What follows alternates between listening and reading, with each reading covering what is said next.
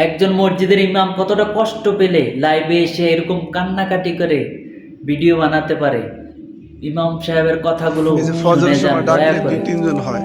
আমার মহল্লার 5 গান হয়েছে, এর জন্য মসজিদে একজনও নাই, হুজুর আর আমি আছি। এই যে পিছনে বড় গানের মজলিস হয়েছে, আল্লাহর মসজিদ গুলা ফাঁকা। আল্লাহর কাছে যাইয়া এরা কি জবাব দিবে? আল্লাহর কাছে কোন মুখ দেখে? এই দুনিয়া তো ক্ষণস্থায়ী, আখেরাত চিরস্থায়ী। এত শীতের ভিতরে মানুষকে ডাকি আল্লাহর দিনের খাতিরে, কোনো লাইক কমেন্ট শেয়ার কোনো বিনিময় পাওয়ার জন্য না। আমার দুঃখ একটাই, এত ডাকার পরও মানুষ আল্লাহমুখী হয় না, সবাই দুনিয়ামুখী।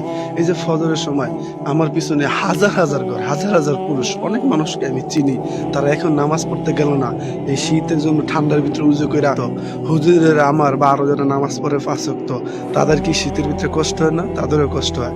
কিন্তু আমরা আল্লাহকে ভয় করে নামাজ পড়ি, আর তারা আল্লাহকে ভয় করে না দেখ পানি ঠান্ডা লাগে, নামাজ পড়তে কষ্ট লাগে।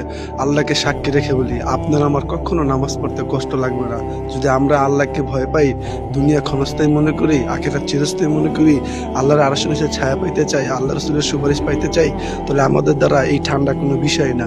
আসুন আপনি আমি মিলেমিশে মানুষকে 5 ওয়াক্ত নামাজ পড়ার দাওয়াত দিই, আপনি আমি নামাজ পড়ি, ইনশাআল্লাহ।